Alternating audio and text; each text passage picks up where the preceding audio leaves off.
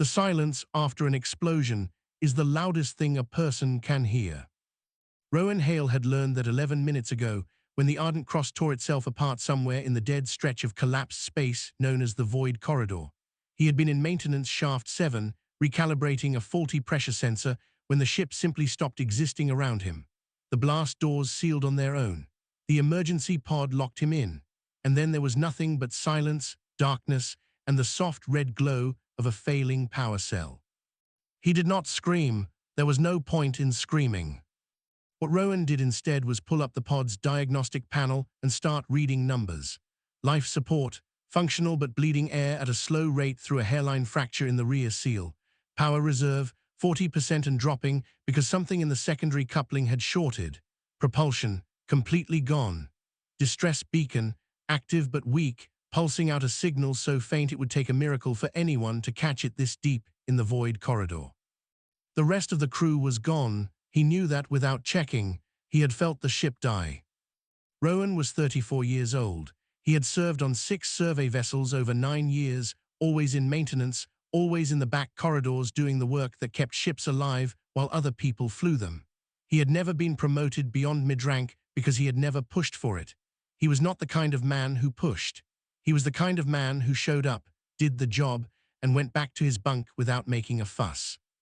Nobody was going to write songs about Rowan Hale. He used the first hour to patch the rear seal using emergency bonding compound and a strip of thermal tape he found in the tool pouch still clipped to his belt. It was not a good patch, but it slowed the air loss from a problem into a slower problem, which was an improvement. He rerouted power from the pod's non-essential systems, turned off the interior lighting completely, and reduced the beacon's pulse frequency to extend battery life. Then he sat in the dark and did the math. At current drain rate, he had roughly 19 hours of breathable air. The distress beacon would last about the same. The void corridor had no active shipping lanes, no patrol routes, and no reason for anyone to be nearby. His own vessel had only been here because survey work took ships into places that had no business being explored. The probability of someone detecting the beacon in 19 hours was not a number he let himself calculate all the way to the end. Instead, he thought about the pressure sensor he had been fixing when everything went wrong. He wondered if it would have made a difference. Probably not. Warp drive implosions did not care about pressure sensors. He drank half of the water ration in the pod's emergency kit and saved the rest. Around hour 4, he heard something hit the outside of the pod. He went very still. He pressed his palm flat against the interior wall and felt it again. A vibration, regular, deliberate. Something was moving along the hull. The pod had no external cameras. It had a single porthole, roughly hand-sized, set into the door. Rowan put his face against it and looked out into the dark. What he saw did not make immediate sense to his brain. The shape outside was enormous, longer than the Ardent Cross had been. Its hull was dark and layered, like overlapping plates of stone, and it moved with a slow, massive patience that made Rowan think of deep-water things, creatures that had no reason to hurry because nothing in the ocean could threaten them. Running lights moved along its surface in patterns that did not match any registry he had ever studied. It was not a human ship. A mechanical arm extended from the vessel's underside and made contact with the pod. Rowan felt the magnetic lock engage through the floor under his feet. The pod shifted, swung slightly, and began to move. He did not panic. What he did was step back from the porthole, take a slow breath, and check the pod's internal atmosphere one more time. Still breathable, still his. He opened the emergency kit and found what he was looking for. A small atmospheric analyzer, the kind used before opening airlocks in unknown environments. If whoever was bringing him in decided to open the pod door, he wanted to know what was waiting on the other side before he stepped into it. It took another 20 minutes before the pod settled onto a hard surface and the movement stopped. He heard sound through the hull for the first time, deep, resonant, like large things moving in a large space. Then a light appeared around the edge of the door, cutting, controlled. They were coming in from outside. Rowan stood up, held the atmospheric analyzer ready, and waited. The door came free with a hiss of pressure equalizing, and a wave of warm air moved over him. He lifted the analyzer before he lifted his eyes. He read the results: oxygen content, nitrogen balance, trace elements, compatible, breathable. Only then did he look up. The being filling the doorway was large enough that it had to angle its head to look into the pod. It was covered in dark gray scales that caught the light like polished stone. Its eyes were amber, wide-set, and currently fixed on Rowan with an expression he could not read. It made a sound, low and layered, that his translation module rendered as a single fragmented word: unknown. Rowan looked at the analyzer in his hand, looked at the massive scaled face in front of him, and said the first thing that came to mind. "Atmosphere checks out. Is it safe to step out?" The creature stared at him for a long moment. Then it moved aside. Rowan Hale picked up his tool pouch, stepped out of the wreckage of his survival pod, and walked into the landing bay of a dragon vessel. He had 9 minutes of air left behind him and no idea what was in front of him. He decided that was fine. He would figure out the next thing when he got there. The dragon called Soren had seen many strange things in his 200 years of scout work. He had mapped the ruins of 3 dead civilizations. He had once found a planet where the atmosphere was made entirely of crystallized minerals that rang like bells when the wind moved through them. He had pulled bodies out of wreckage before, small ones and large ones, and he had filed the appropriate reports and moved on.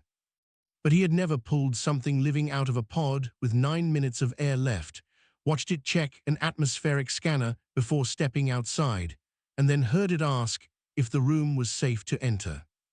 Every other creature Soren had ever rescued had done one of 3 things upon being saved: wept, collapsed, or tried to run.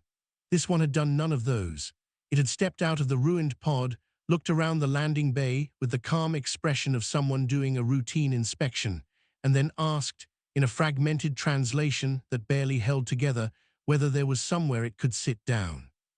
Soren had shown it a cargo crate. It sat on the cargo crate. It drank water from its own kit, which it had apparently thought to bring, and then it asked Soren his name. Not what he was, not where they were going, his name. Soren answered, without meaning to. That had been 3 days ago. Now Soren stood outside a closed council chamber at Varath Station and waited for a group of senior Draconis officials to decide what to do with one small, soft-bodied, completely unremarkable creature named Rowan Hale. Inside the chamber, the conversation was not going well for Rowan. Varath Station was one of the Conclave's outer administrative posts, staffed by a rotating council of 5 ranking officers and 1 permanent authority, an elder dragon called Drakkar, who served as the station's head archivist. The council had been convened within 6 hours of Soren's ship docking, because the presence of an alien life form without treaty status, diplomatic credentials, or any form of recognized standing was technically a legal matter. The council member named Vela spoke first, and she spoke plainly. She was the station's general, responsible for all security and logistical decisions, and her position was simple. The human had no legal standing under Conclave law. He was not a prisoner because he had committed no crime. He was not a guest because there was no treaty granting him that status. He was debris by the only category available. He should be given medical care, basic nutrition, and transport to the nearest human waypoint. End of matter. 2 of the other council members agreed. 1 abstained without comment. The last, a young administrator named Wren, asked whether they were obligated to notify human authorities, and Vela told him that implied a relationship that did not currently exist. The matter was nearly closed. Then Drakkar spoke. He had been silent through the entire discussion, sitting at the far end of the council table with the stillness that came from living more than 1,000 years. He did not interrupt Vela. He waited until she had finished and the vote was about to be called, and then he set one large hand flat on the table and said he wanted 3 days. Vela looked at him. Drakkar said that in 11,000 years of archived history, the Conclave had recovered living beings from the Void Corridor a total of 4 times. All 4 had been draconic. None of them had survived longer than 3 days before rescue. The human had survived alone for 11 hours with compromised life support and a damaged beacon, and then his first action upon being brought aboard a vessel crewed by beings he had never encountered was to check the air quality before stepping out.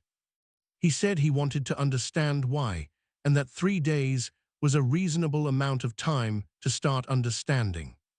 Vela said that academic interest was not a legal basis for detention. Drakkar said he was not detaining the human. He was requesting that the transport be delayed while he conducted voluntary interviews. If the human wished to leave immediately, the transport would go immediately. Someone would have to ask the human.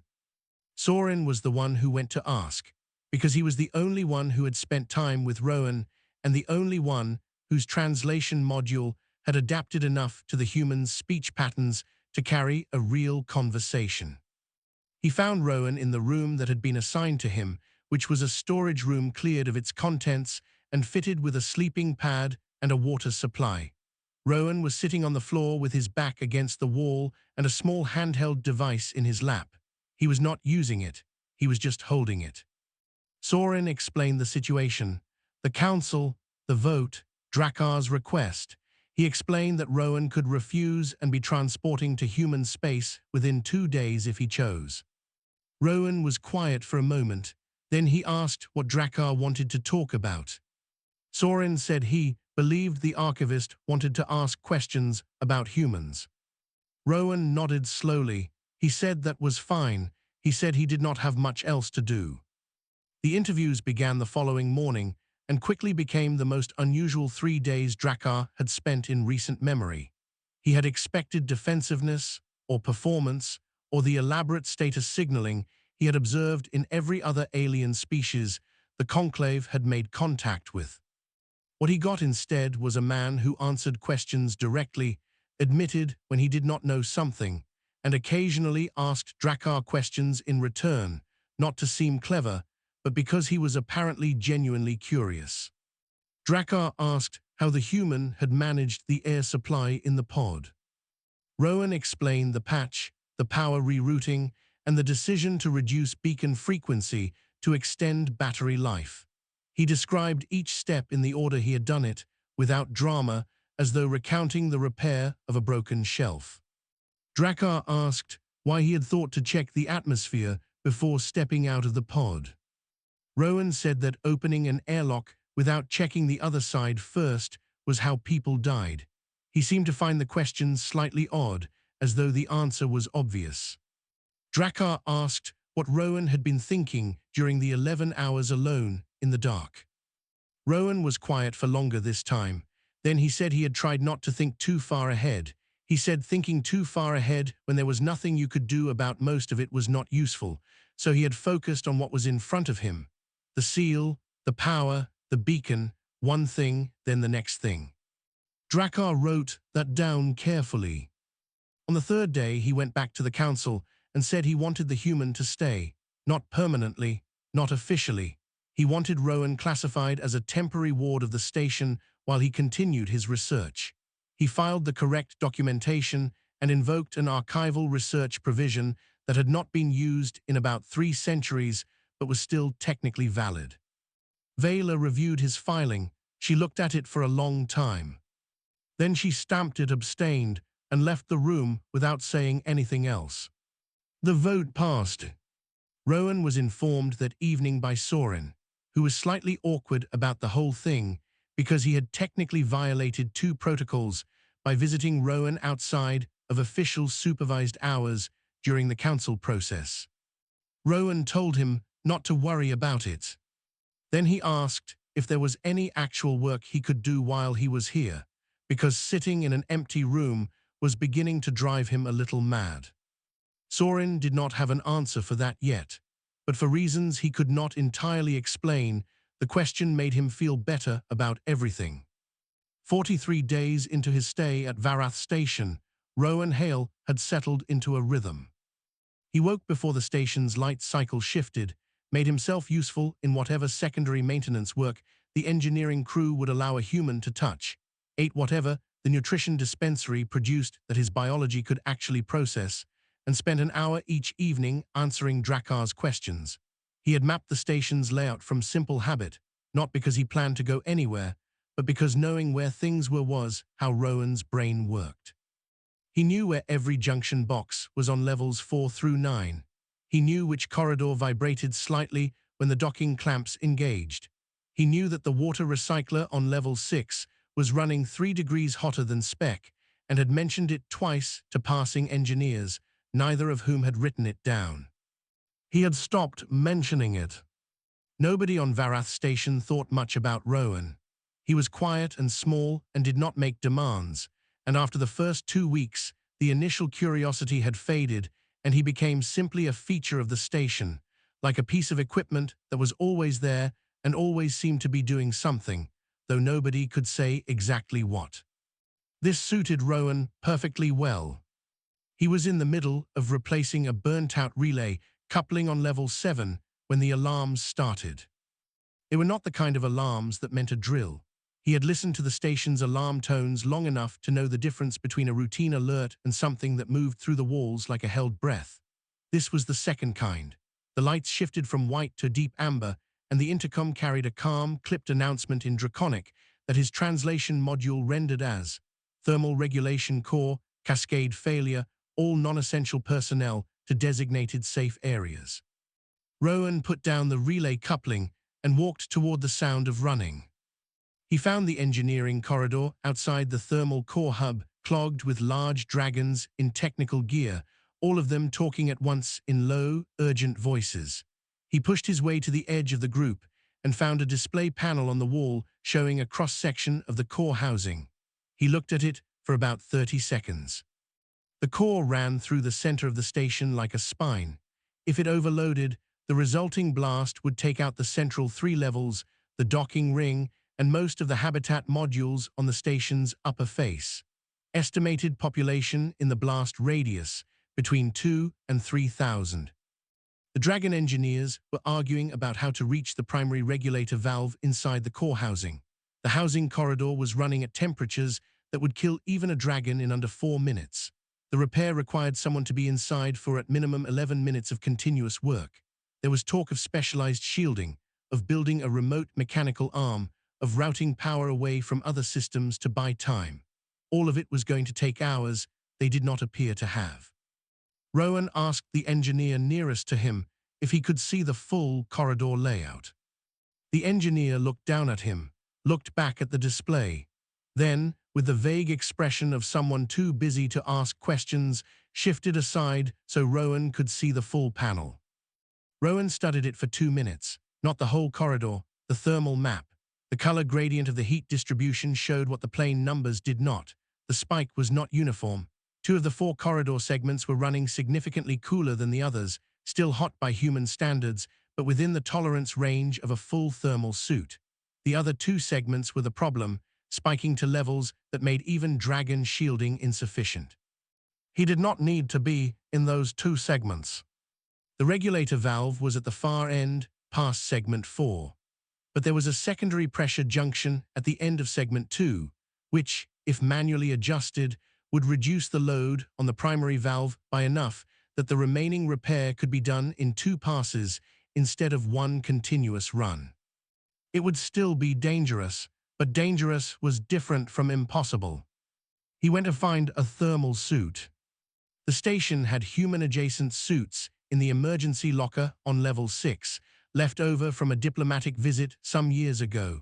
They were not rated for what the core corridor was doing right now, but for segments 1 and 2, they were close enough. He was pulling the suit on in the corridor outside the locker when General Vela found him. She had been coordinating the evacuation of lower levels and had received a notification that a human had accessed the emergency suit storage. She stopped in front of him and looked at him for a moment with an expression that Rowan had learned to read as controlled anger. She told him no. She told him that the suit was not rated for those temperatures, that he was a ward of the station and not a member of any emergency crew, and that a human dying inside the thermal core was not something she was prepared to explain in her report. Rowan told her he was not going into the hot segments. She told him it did not matter, that the whole corridor was too dangerous for his biology. Rowan showed her the thermal map on his handheld, which he had photographed off the display panel. He showed her segments 1 and 2 and the suit's rating and the numbers side by side. Vela looked at the numbers. He told her he would do it in passes, in and out. He would not push past the boundary of segment 2. He would adjust the pressure junction and come back out before his suit temperature peaked. Then he would let it cycle and go back in. It would take longer than one continuous run, but it would not kill him if he watched his readings. She told him she was responsible for this station and everyone on it, and she did not need a human in a marginal suit adding to the body count. He said she was busy coordinating the evacuation and that someone needed to do this now, and he was the only one whose thermal tolerance in segments 1 and 2 was actually within the suit's capacity. She told him no again, clearly and finally, and then her comm unit called her name and she turned to answer it. Rowan picked up the toolkit and walked to the core corridor entrance. He was not good at ignoring direct orders. He had never been the type, but the numbers were what they were, and the numbers said someone could do this, and he was the someone available. He made 3 passes. The first 2 went cleanly.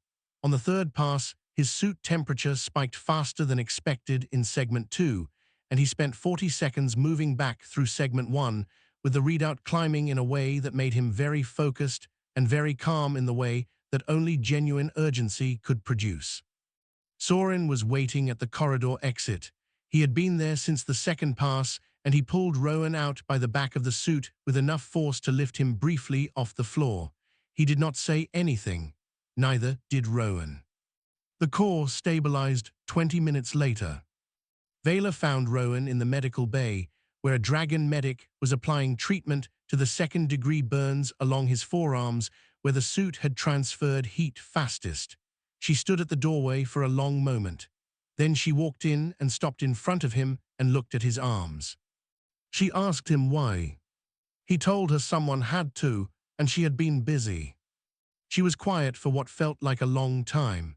Then she said that the next time he planned to do something like that he would inform her first, and he would wait for a response, and if she said no, she meant no. He said he understood. She left without saying anything else. That evening, Drakkar added a new entry to the archive file he had been building on Rowan Hale. He wrote down what had happened in full. He wrote down Vela's account, Soren's account, and the engineering team's account. He wrote down the temperature readings and the suit's rated capacity and the margin between them. Then he created a new category in the archive index.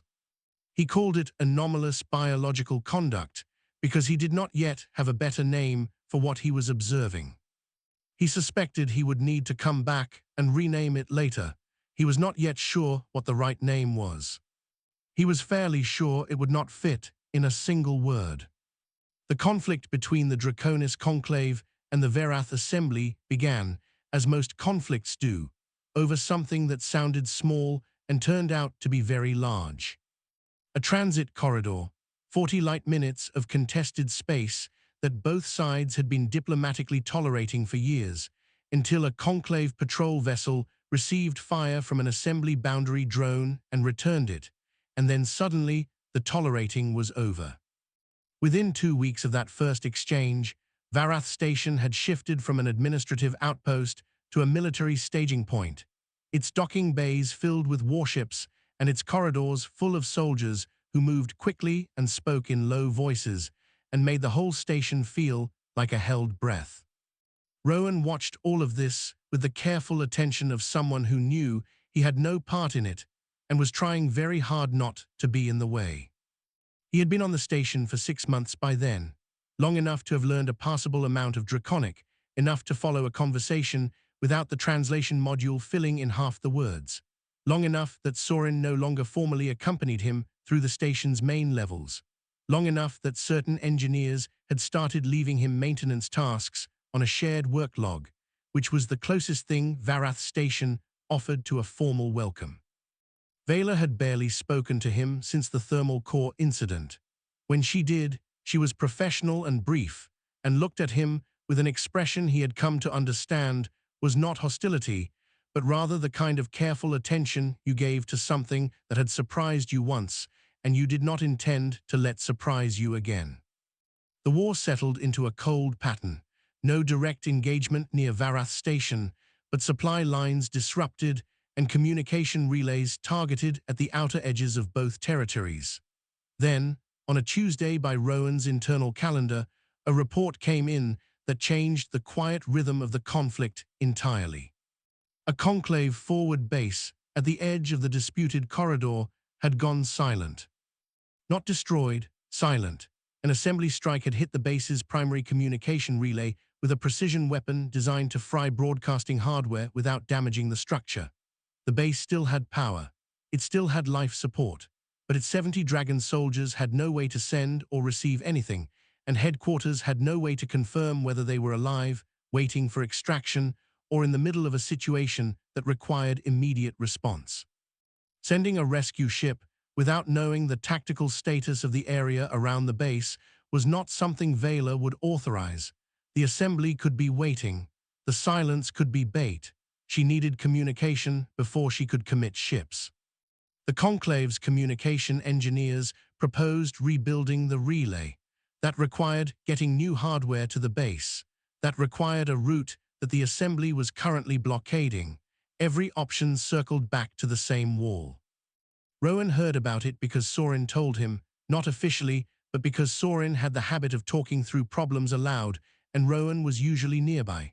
Sorin described the relay destruction, the blockaded routes, and the silence around the forward base. He was thinking about it the way he thought about most tactical problems, from the outside in, looking for a gap in the assembly's positioning. Rowan asked if he could see the sector maps. Sorin looked at him. Rowan said he was not going to fly a ship into a blockade. He just wanted to see the maps. Sorin got him the maps. Rowan sat with them for an hour and a half. He was not looking at the blockade. He was looking at the space between the blockade and the base, the dead zones, the charted but inactive regions, the parts of the map marked with survey notation rather than active use. His old vessel, the Ardent Cross, had spent 8 months in this general region of space before its last mission into the Void Corridor. He had read every survey report filed from that deployment because he read everything that came through the ship system log, and it gave him something to do on quiet watches. He remembered a footnote. It had been a 3-line notation in a survey report from about 12 years ago, filed by a cartographer who had been mapping dead civilization remnants in the fringe zone. The notation mentioned a subspace relay network of non-conclave, non-assembly origin, estimated to be between 800 and 1,000 years old, built by a civilization that no longer existed. The network was fully decommissioned, the cartographer had noted. Its architecture incompatible with any current system, and therefore of historical interest only. Rowan had read that footnote once, 12 years ago, while sitting in a maintenance bay with nothing to do, and he had thought it was interesting, and then he had forgotten about it until now. He told Sorin what he remembered. Sorin told him that an 800-year-old dead relay network was not a communication solution. Rowan said it depended on whether you could interface with it. Sorin said no, one had the protocols for a dead civilization's relay architecture. Rowan said he had seen something similar, not identical, but similar enough in its base logic that he thought he understood how the signal encoding worked, because the extinct species in question had used a variation of a relay method that 2 other dead civilizations had also used, and he had read survey data on all 3 of them during various quiet watches over the years, because he read everything and most of it turned out to be useless, but sometimes it wasn't. Sorin stared at him for a while. Rowan asked if there was somewhere quiet he could work. They gave him a small room off the main engineering corridor with a terminal and access to the historical survey database. He worked for 14 hours without sleeping, pulling archived signal data from survey records, cross-referencing the relay architecture notes from all 3 related civilizations, and building what amounted to a translation layer between the dead network's encoding system and the Conclave's current broadcast format. He made mistakes. He found them and corrected them and made different mistakes. He talked himself through each step aloud, a habit he had never broken, narrating his own process in a low murmur that the room's ambient recorder captured in full. Drakkar would later listen to that recording 17 times. On the 15th hour, Rowan sent a test signal into the dead network. On the 16th hour, the forward base answered. The 70 soldiers were alive. The assembly had not moved on the base directly. They were waiting, assuming silence would eventually force a blind rescue attempt they could intercept. The forward base commander, once she had a channel, was able to provide full tactical data, positions, and a request for extraction along a route the assembly had not covered because they had not known about the old relay network and therefore had not considered it relevant. The extraction went cleanly. Vela was told afterward. Her response was to stand in the corridor outside the communications room for about 3 minutes without speaking. Then she went inside and looked at the terminal Rowan had been working on and the notes he had left on the desk, which were covered in handwriting so small and dense that they looked like a different language entirely. She asked Soren why Rowan had known about the dead relay network. Soren said Rowan had read a footnote in a survey report 12 years ago and remembered it. Vela looked at the notes again. She asked Soren a question she had never asked him about anyone before. She said, plainly and without any particular tone, "Why does he keep doing things?" Soren had been waiting for that question in one form or another for 6 months. He had his own answer ready, not because he had rehearsed it, but because he had been thinking about it since the morning he had pulled Rowan out of a pod with 9 minutes of air left. He told her he had asked Rowan that same question, not in those exact words, but close enough. She asked what Rowan had said. Soren said Rowan's answer had been very short. He had said, "Someone had to." Vela said nothing for a long moment, then she left the room. That evening, Drakkar expanded the archive file on Rowan Hale to its 4th entry. He noted the relay reconstruction in precise technical detail. He noted the source material, a 3-line footnote, read once, 12 years prior, retained without apparent effort. Then he wrote something at the bottom of the entry that he had not written in any previous record in his 1,000 years of archival work. He wrote, "I am beginning to think I have the category wrong." He did not delete it. He left it there and went to bed. The war continued for another 3 months before a ceasefire was reached. Rowan's role in the extraction was recorded in the official communications log as a footnote, which was appropriate, and which Rowan himself would have preferred. He had already moved on to the next thing. The ceasefire between the Conclave and the Assembly required a summit. Summits required neutral ground. Neutral ground, by the agreed terms of both parties, was Varath Station, which meant that for 3 weeks the station hosted a mixture of senior Conclave officials, Assembly diplomats, and everyone who traveled with them. Among the Assembly delegation was a diplomat named Cauldron. He was not draconic and not human. He was Varath, which meant he was tall and thin and had 4 arms and eyes that could move independently of each other, and he had spent 40 years working in diplomacy because he found people more interesting than anything else in the known galaxy. He was the one who had been stranded on Varath Station when the war began, and he had spent those months watching the station operate from the quiet margins of a storage room that had been converted into a comfortable enough temporary office. He had watched Rowan Hale with the careful, patient attention of someone who catalogued things for a living.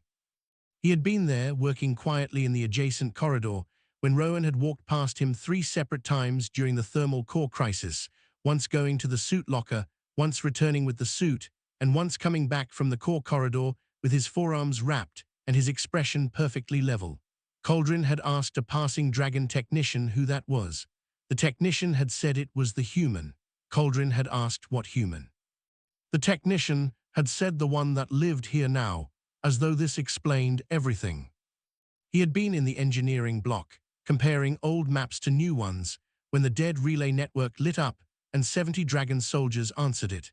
He had watched the communications team's reaction, which was loud and physical in the way that Dragon celebrations always were.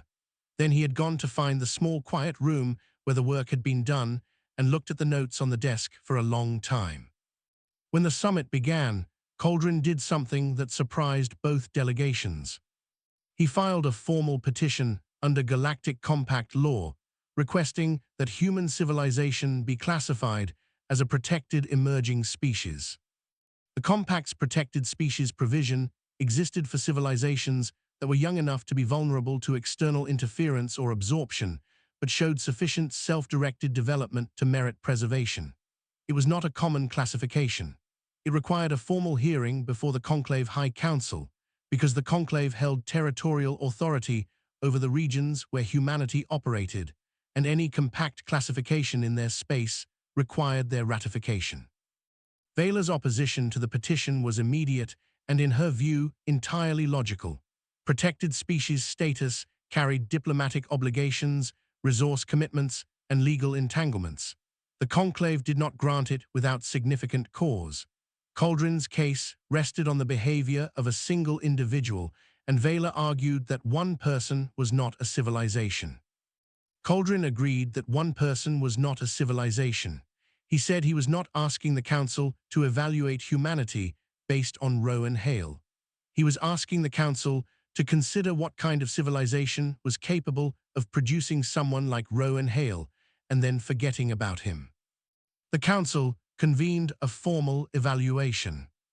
Rowan was informed by Soren the evening before, and Soren, to his credit, told him the full truth, that he was going to stand before the Draconis High Council, the governing body of a 40-system civilization with 11,000 years of recorded history, and that the purpose of the session was to evaluate whether his entire species deserved formal recognition under galactic law. Rowan was quiet for a while. Then he said he wished someone had told him sooner, because he would have pressed his shirt. Soren did not know what pressing a shirt meant and did not ask. The council chamber at the summit facility was built for occasions of scale. The ceiling was high enough to fly inside comfortably. The seats were arranged in a rising arc, and every seat was filled because the petition had drawn observers from both delegations and from several neutral parties who had been monitoring the summit. Cauldron sat in the observer section. Vela sat with the conclave officials. Drakkar sat at the far end of the main floor, where the archivists always sat, with a record terminal open in front of him. Rowan walked in through the main entrance, which was designed for being significantly larger than he was, and stood in the center of the floor in the empty space that all those seats were arranged around, and looked up. Then he looked forward at the council and waited. The lead council member, an elder named Draz, opened the session with the formal language of the compact provision, and then asked Rowan to speak to the council's evaluation. Rowan said he was not sure what the council wanted to hear. Draz said the council wanted to understand what humanity was, what its people were capable of, why it should be recognized. Rowan was quiet for a moment. Several of the observers shifted. Cauldron leaned forward slightly. Then Rowan said he could not speak for humanity. He had never met most of them. He knew his own ship, his own crew, the people he had worked alongside for 9 years. He could speak for them, and he could speak for himself, and he would do that if the council wanted, but he would not stand here and make claims about billions of people he had never seen. Draz asked him to speak for himself then. So Rowan did. He described the maintenance shaft and the explosion and the pod in order, plainly, without decoration. He described the math he had done in the dark, the patch on the rear seal, the decision to cut power to non-essentials to extend the beacon. He described 11 hours of waiting, and the moment he had heard something hit the outside of the hull, and the first thing he had done, which was check the atmospheric analyzer before he opened the door, because that was how you did not die in an unknown environment. He described the thermal core and the temperature readings and the suit ratings, and the two segments that were different from the other two. He described 3 passes and Soren pulling him out. He described a footnote in a survey report from 12 years ago and 14 hours of working through a dead civilization's relay architecture, and the moment the forward base answered. He did not use the word brave once. He did not describe himself as capable or resilient or strong. He described sequences of events and the decisions he had made inside them, and the reason for each decision was always the same, and he never stated it as a reason because to him it was not a reason, it was just the situation. There was a problem, and the problem needed solving, and he was the one there. When he finished, the chamber was quiet. Drakkar stood. He had prepared a formal analysis, which he delivered from the record terminal, comparing the documented actions in Rowan's file against 11,000 years of conclave historical records. He identified specific parallels, situations where dragon soldiers, dragon engineers, dragon explorers had faced circumstances of similar extremity, and he walked the council through how those situations had been evaluated in the archive, what category of conduct they had been assigned, what distinction they had earned. Then he showed where Rowan's documented conduct fell in that same framework. Not at the bottom, not in the middle, at the level of the entries that carried the archive's highest designations. Drakkar told the council that his conclusion, after 6 months of direct research, was that what they had observed in Rowan Hale did not appear to be exceptional behavior for his species. It appeared to be characteristic behavior for a creature that had spent most of its evolutionary history in conditions designed to kill it, and had solved that problem by developing a form of adaptive problem-solving and survival instinct that operated quietly, without ceremony, and without any apparent need for acknowledgement. He said the conclave had not recognized humanity because humanity did not look like what they expected strength to look like. He said he believed that was the conclave's error, not humanity's. The vote was called. Vela sat with the expression she always had when she was thinking through something she did not want to think through. She had prepared her opposition, and it was sound, and she still believed it was sound, and she sat with it for the full 2 minutes of deliberation.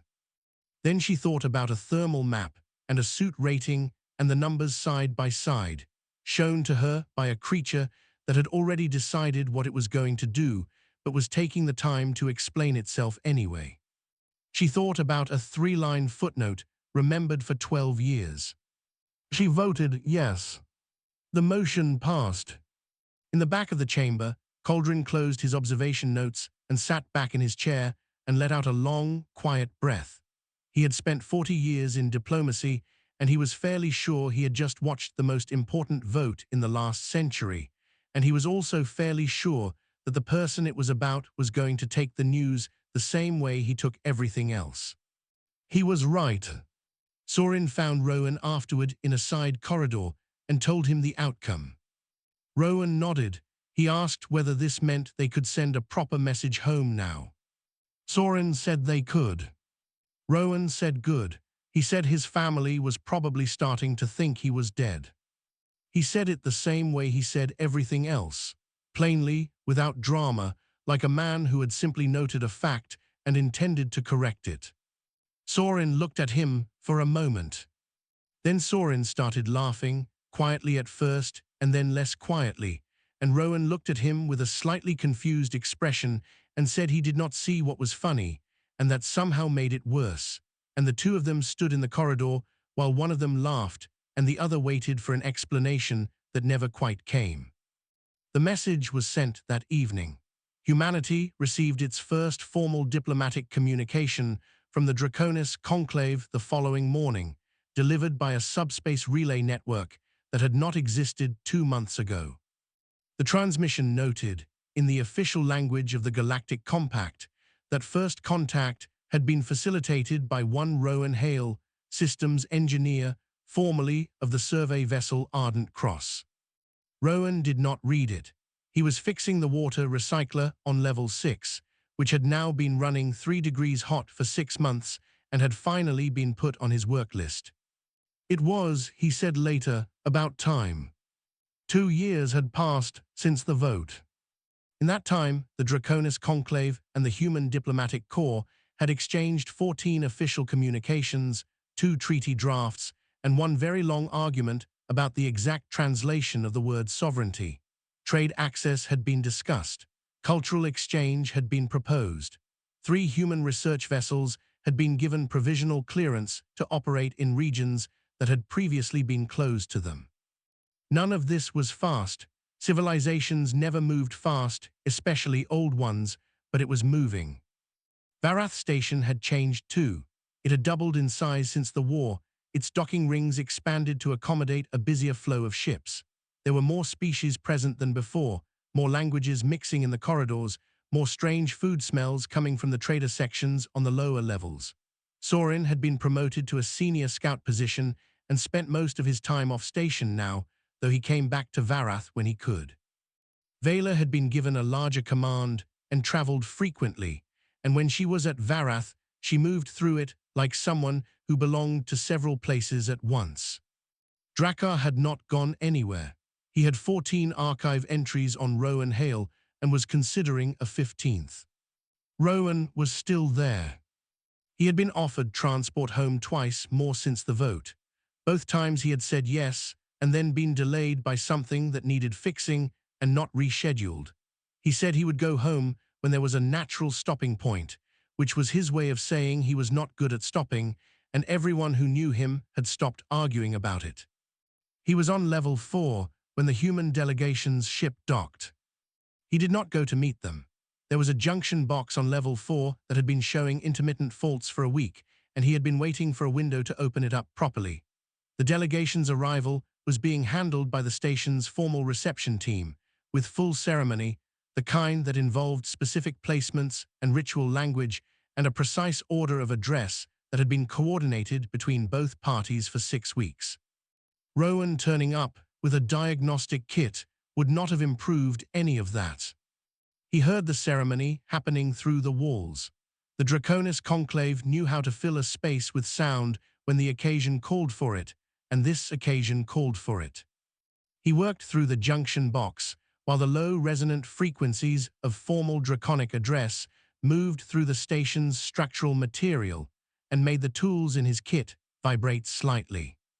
He finished the repair, labeled the fault as resolved on the work log, and went to find food.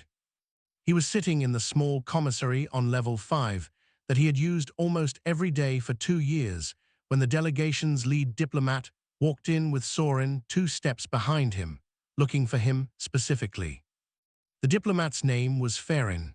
He was a careful-looking man in his 50s with the kind of posture that came from spending years in rooms where posture was noticed. He looked at Rowan and then at the diagnostic kit on the table next to Rowan's meal and then back at Rowan. He sat down. He said he had read the transmissions.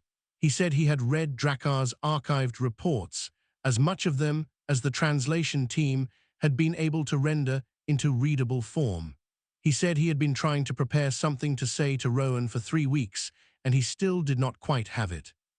Rowan told him it was fine. He offered him something from the food tray. Ferrin looked at the tray. He took a piece of something that looked safe and said, "What was it like, being out here alone, being the only one, not knowing that the things he was doing were becoming the reason an entire civilization changed its position on what humanity was?" Rowan ate for a moment. Then he said he had not been carrying anything. He had not been trying to represent anyone. He had been a man in a broken pod trying to keep the air on, and then a man on a station trying to be useful so they would not ship him somewhere, and then things had needed doing, and he had done them because someone had to. He said he did not think about humanity when he was working. He thought about the problem in front of him. Ferrin looked at him for a long time. He said he understood. Rowan thought that was probably not entirely true, but it was a kind thing to say, and he said so, and Ferrin smiled slightly. Formal ceremony marking the ratification of the Species Recognition Treaty took place the following evening in the station's main hall, which had been prepared for it over the course of a full day. Every senior conclave official present was in attendance. The human delegation filled one side of the hall. Neutral observers, including Cauldron, occupied the upper gallery. Soren was there. Vela was there, standing at the edge of the conclave section with the posture of someone who had made peace with something. Drakkar stood at the central archive reading platform, which had not been used for a ceremony of this kind in 200 years. He read from the archive. Not all of it. The full record was long, too long for a ceremony, but he read the key entries in their entirety, in formal Draconic, with a translation relay running for the human delegation. He read the entry about the pod with 9 minutes of air. He read about the atmospheric analyzer.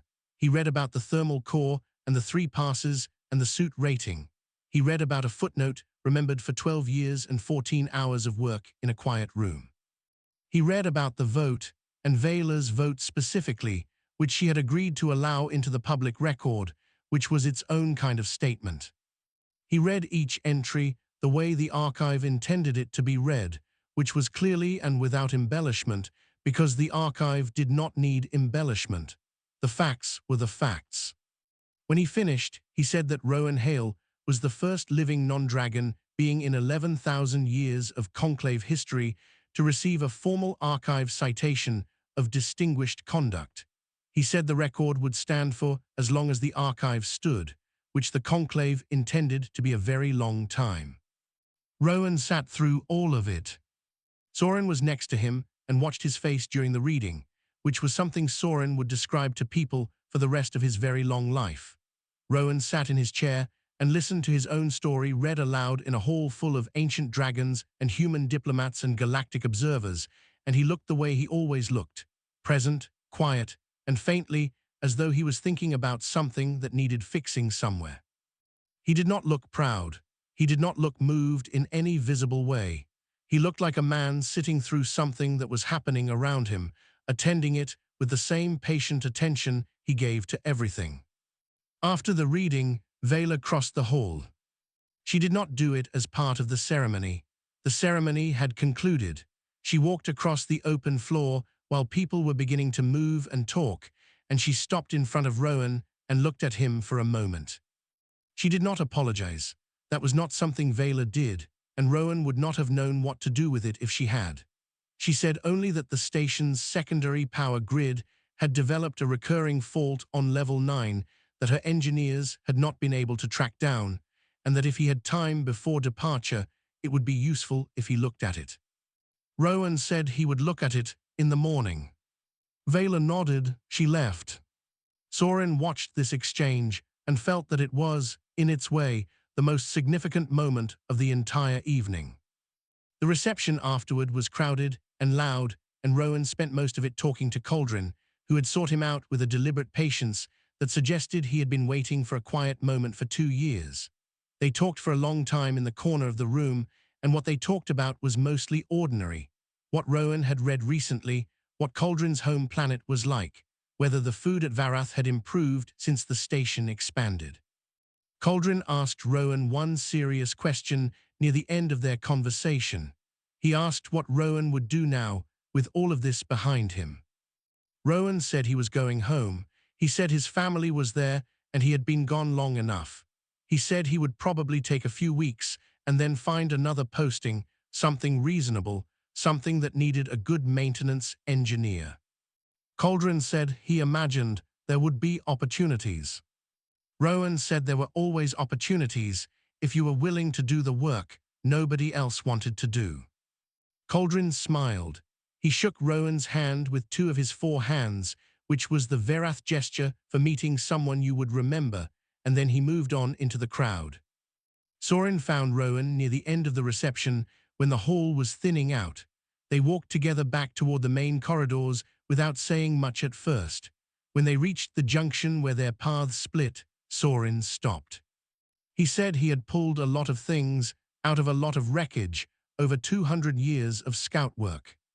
Rowan waited. Soren said he had never pulled anything out that had asked about the atmosphere first.